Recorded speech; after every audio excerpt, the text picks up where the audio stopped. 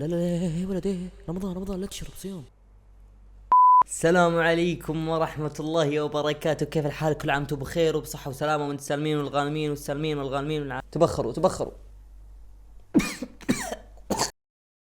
يقول مرة كنت ألعب بالطراطيع يوم كنت صغير، المهم تحمست وشريت واحدة ب50 ريال، يا ساتر، أتوقع وكانت بالفلوس العيدية. الزبدة شغلتها وقال لك إني كبير وحطيتها قريب مني واحترق ثوبي. زائد كل عام وانت بخير وانت بخير صحة سلامة، واستمر يا يافع المتابعة القديمة، الله يسعدك. يقول مرة كنت في بيت جدتي ورحت عند جدتي وبست راسها وعطتني العيدية وقالت اقعد، وقعدت، ولما قعدت طقعت وجلدتني.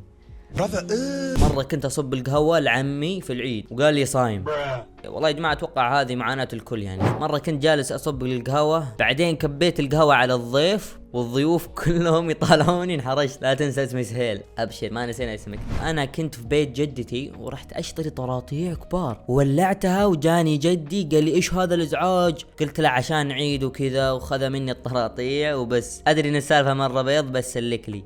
لا سالفتك جدا اسطورية، الله يسعدك، استمر. يوتيوب ليجند يقول وصلوا 200 ألف قبل عيد الأضحى. أدري إنه يعني مو موقف محرج بس لازم ينعرض هذا، لأنه مرة جيت بسلم على عمي، سلمت على راسه وهو مد يده، طبعا هو طويل وانا ما وصلت الراسه، جيت ابي اسلم على يده الا هو شالها، وخذ لك الاحراج. والله راوغ فيك صراحة. طلال الله.